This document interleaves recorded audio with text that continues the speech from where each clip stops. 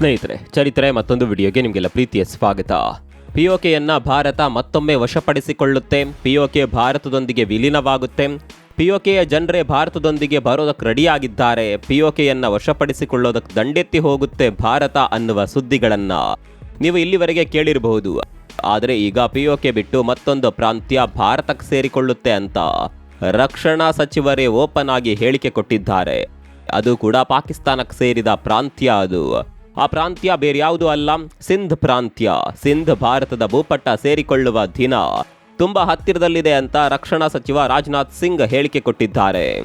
ರಾಜನಾಥ್ ಸಿಂಗ್ ಅವರು ನೀಡಿರುವ ಈ ಹೇಳಿಕೆ ಈಗ ದೇಶದಾದ್ಯಂತ ಸಂಚಲನವನ್ನೇ ಸೃಷ್ಟಿ ಮಾಡಿದೆ. ಜೊತೆಗೆ ಪಾಕಿಸ್ತಾನದ ಎದೆಗೆ ಬೆಂಕಿ ಇಟ್ಟಿದೆ.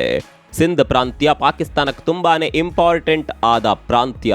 ಅದರಲ್ಲೂ ಸಿಂಧನ್ನು ಹೊರಗಿಟ್ಟು ಪಾಕಿಸ್ತಾನವನ್ನ ಕಲ್ಪಿಸಿಕೊಳ್ಳೋದಕ್ಕೆ ಕೂಡ ಸಾಧ್ಯವಿಲ್ಲ. ಅಂಥದ್ರಲ್ಲಿ ಸಿಂಧ್ ಭಾರತದ ಪಾಲಾಗುತ್ತೆ ಅಂತ ರಕ್ಷಣಾ ಸಚಿವರೇ ಹೇಳಿಬಿಟ್ರೆ ಹೇಗೆ ಹೇಳಿ? ಪಾಕಿಸ್ತಾನದ ಪರಿಸ್ಥಿತಿ ಈಗ ಹೇಗಿರಬಹುದು? ಸಿಂಧ್ ಭಾರತದ ಜೊತೆ ವಿಲೀನವಾಗುತ್ತೆ. ಭವಿಷ್ಯದಲ್ಲಿ ಭಾರತ ಪಾಕಿಸ್ತಾನದ ಗಡಿಯೇ ಬದಲಾಗಿ ಬಿಡುತ್ತೆ. ಸಿಂಧ್ ಭಾರತದ ಪಾಲಿಗೆ ಬಂದು ಬಿಡುತ್ತೆ. ರಕ್ಷಣಾ ಸಚಿವರು ಹೇಳಿದ ಈ ಮಾತಿನಲ್ಲಿ ಆತ್ಮವಿಶ್ವಾಸ ಎದ್ದು ಕಾಣ್ತಾ ಇತ್ತು. ಅಷ್ಟಕ್ಕೂ ಸಿಂಧ್ ಪ್ರಾಂತ್ಯ ಭಾರತದ ಜೊತೆ ಸೇರೋದು ಹೇಗೆ? ಪಾಕಿಸ್ತಾನದ ಅತಿ ಪ್ರಾಮುಖ್ಯ ಜಾಗ ಭಾರತದ ಪಾಲಾದ್ರೆ ಪಾಕಿಸ್ತಾನಕ್ಕೆ ಆಗುವ ನಷ್ಟವೇನು? ಭಾರತ ಈ ಪ್ರದೇಶದ ಮೇಲೆ ಕಣ್ಣಿಟ್ಟಿರೋದು ಯಾಕೆ? ಎಲ್ಲವನ್ನ ತೋರಿಸ್ತೀವಿ ನೋಡಿ.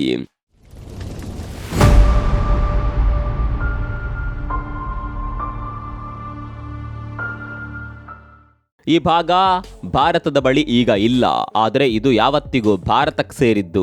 ಗಡಿಗಳು ಯಾವತ್ತು ಬೇಕಾದರೂ ಬದಲಾಗಬಹುದು. ಮುಂದಿನ ದಿನಗಳಲ್ಲಿ ಸಿಂಧ್ ಭಾರತಕ್ಕೆ ಮತ್ತೆ ವಾಪಸ್ ಬರುತ್ತೆ. ಸೇಮ್ ಟು ಸೇಮ್ ಈ ಮಾತನ್ನ ಭಾರತದ ರಕ್ಷಣಾ ಸಚಿವ ರಾಜನಾಥ್ ಸಿಂಗ್ ಹೇಳಿದ್ದಾರೆ. ಜಾಗತಿಕ ಮಟ್ಟದಲ್ಲಿ ರಕ್ಷಣಾ ಸಚಿವರೊಬ್ಬರು ನೀಡಿದ ಅತಿ ದೊಡ್ಡ ಸ್ಟೇಟ್ಮೆಂಟ್ ಇದು. ಹೇಳಿಕೆ ಕೊಡೋದು ತುಂಬಾನೇ ಸುಲಭ, ಆದರೆ ಅದನ್ನ ಕಾರ್ಯರೂಪಕ್ಕೆ ತರೋದು ತುಂಬಾನೇ ಕಷ್ಟ. ಆದರೆ ಈ ಹೇಳಿಕೆ ಕೊಡುವ ಸಂದರ್ಭದಲ್ಲಿ ರಾಜನಾಥ್ ಸಿಂಗ್ ಅವರ ಮುಖದಲ್ಲಿ ಆತ್ಮವಿಶ್ವಾಸ ಎದ್ದು ಕಾಣ್ತಾ ಇತ್ತು.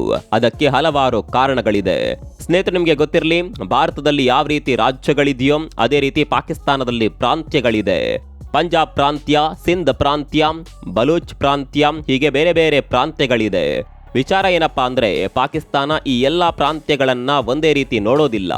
ಒಂದು ಕಣ್ಣಿಗೆ ಬೆಣ್ಣೆ, ಒಂದು ಕಣ್ಣಿಗೆ ಸುಣ್ಣ ಅನ್ನುವ ರೀತಿಯಲ್ಲಿ ಒಂದೊಂದು ಪ್ರಾಂತ್ಯವನ್ನ ಒಂದೊಂದು ರೀತಿಯಲ್ಲಿ ನೋಡಿಕೊಳ್ಳುತ್ತೆ ಪಾಕಿಸ್ತಾನ.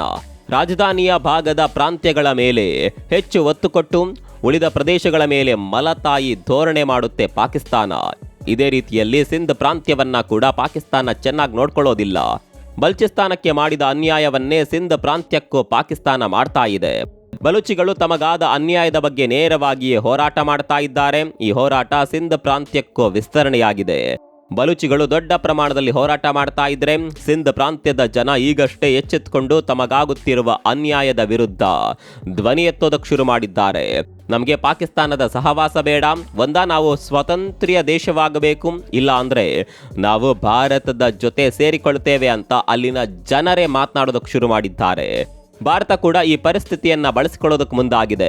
ಒಂದು ಪ್ರದೇಶದ ಮೇಲೆ ದಾಳಿ ಮಾಡಿ ವಶಪಡಿಸಿಕೊಳ್ಳೋದಕ್ಕೂ ಒಂದು ಪ್ರದೇಶದ ಜನರೇ ನಮ್ಮ ಜೊತೆ ಬರೋದಕ್ಕೂ ತುಂಬಾನೇ ವ್ಯತ್ಯಾಸ ಇದೆ.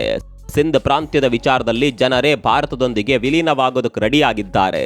ಹಾಗಂತ ಸಿಂಧ್ ಪ್ರಾಂತ್ಯದ ವಿಚಾರ ಈಗಷ್ಟೇ ಮುನ್ನೆಲೆಗೆ ಬರ್ತಾ ಇದೆ ಅಂತ ಅಂದುಕೊಳ್ಬೇಡಿ.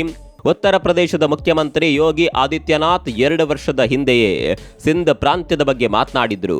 ಸಿಂಧ್ ಪ್ರಾಂತ್ಯ ಮತ್ತೊಮ್ಮೆ ಭಾರತದೊಂದಿಗೆ ವಿಲೀನವಾಗುವ ಕಾಲ ತುಂಬಾ ದೂರದಲ್ಲಿ ಇಲ್ಲ ಅಂತ ಯೋಗಿ ಆದಿತ್ಯನಾಥ್ ಹೇಳಿಕೆ ಕೊಟ್ಟಿದ್ರು.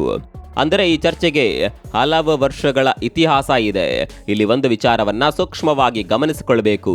ಇಬ್ಬರು ನಾಯಕರ ಹೇಳಿಕೆಯಲ್ಲಿ ಕೂಡ ಸಿಂಧ್ ಪ್ರಾಂತ್ಯ ಮತ್ತೊಮ್ಮೆ ಭಾರತವನ್ನ ಸೇರಿಕೊಳ್ಳುತ್ತೆ ಅನ್ನುವ ಮಾತಿದೆ.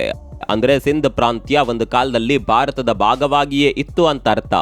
ಸ್ನೇಹಿತರೆ, ನೀವು ನಮ್ಮ ರಾಷ್ಟ್ರಗೀತೆಯನ್ನ ಕೇಳಿದ್ರೂ ಈ ವಿಚಾರ ಗೊತ್ತಾಗುತ್ತೆ. ಪಂಜಾಬ, ಸಿಂಧು, ಗುಜರಾತ, ಮರಾಠ ಅನ್ನುವ ಸಾಲು ನಮ್ಮ ರಾಷ್ಟ್ರಗೀತೆಯಲ್ಲಿಯೇ ಇದೆ. ಅಂದ್ರೆ ಸಿಂಧು ಪ್ರಾಂತ್ಯ ನಮ್ಗೆ ಸೇರಿದ್ದು ಅಂತಾಯ್ತು. ಹಾಗೆ ನೋಡ್ಲಿಕ್ಕೆ ಹೋದ್ರೆ ಇಡೀ ಪಾಕಿಸ್ತಾನವೇ ಭಾರತದ ಭಾಗ, ಅದು ಬೇರೆ ವಿಚಾರ. ಆದರೆ ಸಿಂಧು ಪ್ರಾಂತ್ಯದ ಜನರಲ್ಲಿ ಇಂದಿಗೂ ಭಾರತೀಯತೆಯ ಭಾವನೆ ತುಂಬಿ ತುಳುಕ್ತಾ ಇದೆ. ಪಾಕಿಸ್ತಾನದ ಸಿಂಧ್ ಪ್ರಾಂತ್ಯವಂತೂ ಭಾರತದ ಅವಿಭಾಜ್ಯ ಅಂಗ. ಸಿಂಧ್ ಪ್ರಾಂತ್ಯಕ್ಕೂ ಭಾರತಕ್ಕೂ ಅವಿನಾಭಾವ ಸಂಬಂಧ ಇದೆ. ಭಾರತವನ್ನ ಹಿಂದೂಸ್ತಾನ ಅಂತಲೂ ಕರೀತಾರೆ. ಇಲ್ಲಿ ಹಿಂದೂ ಅನ್ನುವ ಹೆಸರು ಬಂದಿದ್ದೇ ಸಿಂಧು ಅನ್ನುವ ಪದದಿಂದ. ಸಿಂಧು ಮುಂದೆ ಹಿಂದುವಾಗಿ, ಹಿಂದೂಸ್ತಾನವಾಗಿ ಬದಲಾಗುತ್ತೆ. ಹೀಗಾಗಿ ಭಾರತದ ಹೆಸರಿನಲ್ಲೇ ಸಿಂಧುವಿನ ಉಲ್ಲೇಖವಿದೆ. ನಮ್ಮ ವೇದಗಳಲ್ಲಿ ಕೂಡ ಸಿಂಧುವಿನ ಉಲ್ಲೇಖವಿದೆ. ಅದರಲ್ಲೂ ಋಗ್ವೇದದಲ್ಲಿ ಸಿಂಧು ಪದದ ಉಲ್ಲೇಖ ಹಲವು ಕಡೆ ಬರುತ್ತೆ. ಸಿಂಧ್ ಪ್ರಾಂತ್ಯದ ಜನ ಭಾರತದ ಜನರಲ್ಲ ಅಂತ ಹೇಳೋದಕ್ಕೆ ಅಲ್ಲಿ ಯಾವುದೇ ರೀತಿಯ ಕುರುಹು ನಿಮಗೆ ಸಿಗೋದಿಲ್ಲ. ಆದರೆ ಸಿಂಧ್ ಪ್ರಾಂತ್ಯ ಭಾರತಕ್ಕೆ ಸೇರಿದ್ದು ಅನ್ನೋದಕ್ಕೆ ತುಂಬಾನೇ ಸಾಕ್ಷಿಗಳಿದೆ. ಸ್ನೇಹಿತರೆ, ನೀವೆಲ್ಲ ಸಿಂಧಿ ಅನ್ನುವ ಭಾಷೆಯ ಬಗ್ಗೆ ಕೇಳಿರಬಹುದು. ಪಾಕಿಸ್ತಾನ ಈ ಭಾಷೆಯನ್ನು ಅಷ್ಟೊಂದು ಪ್ರಮೋಟ್ ಮಾಡೋದಿಲ್ಲ. ಅದಕ್ಕೆ ಉರ್ದು ಭಾಷೆಯೇ ಶ್ರೇಷ್ಠ. ಸಿಂಧಿ ಭಾಷೆಗೆ ಅಷ್ಟೊಂದು ಪ್ರಾಮುಖ್ಯತೆ ಪಾಕಿಸ್ತಾನ ಕೊಡೋದಿಲ್ಲ. ಉರ್ದು ಭಾಷೆಯೇ ಪ್ರಮುಖವಾಗಿರಬೇಕು ಅನ್ನೋದು ಪಾಕಿಸ್ತಾನದ ಸ್ವಾರ್ಥ. ಬಾಂಗ್ಲಾದೇಶವನ್ನ ಕೂಡ ಬೇರೆ ಮಾಡೋದಕ್ಕೆ ಈ ಭಾಷೆಯೇ ಕಾರಣವಾಗಿತ್ತು. ಬಾಂಗ್ಲಾದಲ್ಲಿ ಒಂದು ಕಾಲದಲ್ಲಿ ಬೆಂಗಾಲಿ ಭಾಷೆಯೇ ಪ್ರಮುಖವಾಗಿತ್ತು. ಧರ್ಮ ಯಾವುದೇ ಇರಲಿ, ಅಲ್ಲಿನ ಜನರ ಭಾಷೆ ಮಾತ್ರ ಬೆಂಗಾಲಿ ಆಗಿತ್ತು. ಆದರೆ ಪಾಕಿಸ್ತಾನ ಬಾಂಗ್ಲಾದೇಶದ ಜನರ ಮೇಲೆ ಉರ್ದು ಭಾಷೆಯನ್ನ ಹೇರಿಕೆ ಮಾಡೋದಕ್ಕೆ ಶುರು ಮಾಡಿತ್ತು. ಮಲತಾಯಿ ಧೋರಣೆ ಒಂದು ಕಡೆ ಆದರೆ ಭಾಷಾ ಹೇರಿಕೆ ಕೂಡ ಬಾಂಗ್ಲಾದ ಜನರನ್ನ ಪಾಕಿಸ್ತಾನದ ವಿರುದ್ಧ ಆಗುವಂತೆ ಮಾಡಿತ್ತು. ಮುಂದೆ ಬಾಂಗ್ಲಾ ಪಾಕಿಸ್ತಾನದಿಂದ ವಿಭಜನೆಗೊಂಡು ಸ್ವತಂತ್ರ್ಯಗೊಂಡಿದ್ದು ನಿಮಗೆಲ್ಲ ಗೊತ್ತಿದೆ. ಅಂದು ಯಾವ ರೀತಿ ಬಾಂಗ್ಲಾಗೆ ಅನ್ಯಾಯವಾಗಿತ್ತು, ಅದೇ ರೀತಿಯ ಅನ್ಯಾಯ ಸಿಂಧ್ ಪ್ರಾಂತ್ಯಕ್ಕೂ ಆಗ್ತಾ ಇದೆ. ಭಾಷೆಯ ಹೇರಿಕೆ ಕೂಡ ಸಿಂಧ್ ಪ್ರಾಂತ್ಯಕ್ಕೆ ಆಗಿದೆ. ತಮ್ಮ ಮೂಲ ಭಾಷೆಯನ್ನ ಬಿಟ್ಟು ಉರ್ದುವನ್ನೇ ಪ್ರಮುಖ ಭಾಷೆ ಮಾಡಿಕೊಳ್ಳಬೇಕು ಅಂತ ಪಾಕಿಸ್ತಾನ ಅಲ್ಲಿನ ಜನರ ಮೇಲೆ ಒತ್ತಡ ಹಾಕುತ್ತಲೇ ಇರುತ್ತೆ. ಸ್ನೇಹಿತರೆ, ಇಲ್ಲಿ ಮತ್ತೊಂದು ವಿಚಾರ ನಿಮಗೆ ಗೊತ್ತಿರಬೇಕು. ಭಾರತದ ವಿಭಜನೆಗೂ ಮೊದಲು ಸಿಂಧ್ ಪ್ರಾಂತ್ಯದಲ್ಲಿ ದೊಡ್ಡ ಪ್ರಮಾಣದಲ್ಲಿ ಹಿಂದೂಗಳಿದ್ರು. 1941ರ ಹೊತ್ತಿಗೆ ಸಿಂಧ್ ಪ್ರಾಂತ್ಯದಲ್ಲಿ 28% ಹಿಂದೂಗಳಿದ್ರು. ಅಂದರೆ 10 ಲಕ್ಷಕ್ಕೂ ಹೆಚ್ಚು ಹಿಂದೂಗಳು ಈ ಪ್ರಾಂತ್ಯದಲ್ಲಿದ್ದರು. ಆದರೆ ವಿಭಜನೆಯಾದ ಸಂದರ್ಭದಲ್ಲಿ ಲಕ್ಷಾಂತರ ಸಂಖ್ಯೆಯಲ್ಲಿ ಅಲ್ಲಿದ್ದ ಜನ ಭಾರತಕ್ಕೆ ವಲಸೆ ಬರ್ತಾರೆ. ತಮ್ಮ ಮನೆ, ಮಠ, ಜಾಗ ಎಲ್ಲವನ್ನ ಬಿಟ್ಟು ಅಂದು ಹಿಂದೂಗಳು ಭಾರತಕ್ಕೆ ಬಂದಿದ್ರು.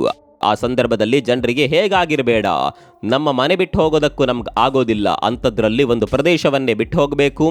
ಇವತ್ತು ನಮ್ಮದಾಗಿದ್ದ ಜಾಗ ನಾಳೆ ನಮ್ಮ ದೇಶವೇ ಅಲ್ಲ ಅಂದರೆ ಆ ಸಿಚುವೇಶನ್ ಅನ್ನ ಒಮ್ಮೆ ಕಲ್ಪಿಸಿಕೊಳ್ಳಿ. ಹೀಗೆ ದೇಶ ವಿಭಜನೆಗೂ ಮೊದಲು ಭಾರತೀಯತೆಯೇ ತುಂಬಿ ತುಳುಕುತ್ತಿದ್ದ ಸಿಂಧ್ ಪ್ರಾಂತ್ಯ ಈಗ ಅನಾಥವಾಗಿದೆ.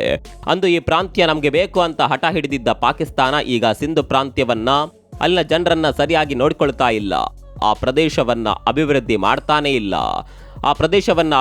ಮಾಡ್ತಾನೇ ಇಲ್ಲ. ಅಲ್ಲಿನ ಜನರಿಗೆ ಮೂಲ ಸೌಕರ್ಯವನ್ನ ಕೂಡ ಕಲ್ಪಿಸ್ತಾ ಇಲ್ಲ. ಸಿಂಧ್ ಪ್ರಾಂತ್ಯದಲ್ಲಿ ನೀರಿನ ಸಮಸ್ಯೆ ತಾಂಡವವಾಡ್ತಾ ಇದೆ. ಅಲ್ಲಿನ ಜನ ಕುಡಿಯಲು ನೀರಿಲ್ಲದೆ ಒದ್ದಾಡ್ತಾ ಇದ್ದಾರೆ. ಸಿಂಧ್ ಪ್ರಾಂತ್ಯಕ್ಕೆ ಹರಿಯಬೇಕಿದ್ದ ನೀರನ್ನ ಪಾಕಿಸ್ತಾನ ಸರ್ಕಾರ ಬೇರೆ ಕಡೆಗೆ ಶಿಫ್ಟ್ ಮಾಡಿದೆ. ತಮ್ಮ ನೋವು ಕೇಳಬೇಕಿದ್ದ ಸರ್ಕಾರವೇ ಈ ರೀತಿ ಭೇದ ಭಾವ ಮಾಡಿದ್ರೆ ಅಲ್ಲಿನ ಸರ್ಕಾರದ ಮೇಲೆ ಜನರಿಗೆ ಯಾವ ರೀತಿಯ ಭಾವನೆ ಹುಟ್ಕೊಳ್ಳಬಹುದು, ಜಸ್ಟ್ ಯೋಚನೆ ಮಾಡಿ. ಇದೇ ಕಾರಣಕ್ಕೆ ಸಿಂಧ್ ಪ್ರಾಂತ್ಯದ ಜನರಿಗೆ ಪಾಕಿಸ್ತಾನ ಸರ್ಕಾರದ ಮೇಲೆ ಆಕ್ರೋಶ ಇದೆ. ಆ ಆಕ್ರೋಶ ಈಗ ದಿನದಿಂದ ದಿನಕ್ಕೆ ಹೆಚ್ಚಾಗ್ತಾನೇ ಇದೆ. ಹೋರಾಟಗಳು ಶುರುವಾಗಿದೆ. ಯಾವ ರೀತಿ ಬಲೂಚಿಗಳು ಪ್ರತ್ಯೇಕ ದೇಶಕ್ಕಾಗಿ ಹೋರಾಟ ಮಾಡ್ತಾ ಇದ್ದಾರೋ ಅದೇ ರೀತಿ ಸಿಂಧಿಗಳು ಕೂಡ ಈಗ ಹೋರಾಟದ ಹಾದಿ ಹಿಡಿದಿದ್ದಾರೆ. ಬಲೂಚಿಸ್ತಾನದ ಜೊತೆಗೆ ವಿಲೀನವಾಗೋದು ತುಂಬಾನೇ ಕಷ್ಟ. ಆದರೆ ಸಿಂಧು ಭಾರತದ ಗಡಿಗೆ ಅಂಟಿಕೊಂಡಿರುವ ಪ್ರದೇಶ. ಹೀಗಾಗಿ ಸಿಂಧ್ ಪ್ರಾಂತ್ಯ ಸುಲಭದಲ್ಲೇ ಭಾರತದ ಜೊತೆ ಸೇರಬಹುದು. ಹೀಗಾಗಿ ಭಾರತ ಕೂಡ ಈ ಸಂದರ್ಭವನ್ನು ಉಪಯೋಗ ಮಾಡಿಕೊಳ್ಳೋದಕ್ಕೆ ಹೊರಟಿದೆ. ಭವಿಷ್ಯದಲ್ಲಿ ಸಿಂಧ್ ಭಾರತ ಸೇರ್ಪಡೆಯಾದರೂ ಅಚ್ಚರಿ ಇಲ್ಲ. ಈ ವಿಚಾರದ ಬಗ್ಗೆ ನಿಮ್ಮ ಅಭಿಪ್ರಾಯವನ್ನು ಕಾಮೆಂಟ್ ಮಾಡಿ. ಮತ್ತೊಂದು ವಿಡಿಯೋ ಸಿಗೋಣ. ಅಲ್ಲಿವರೆಗೂ ನಮಸ್ಕಾರ.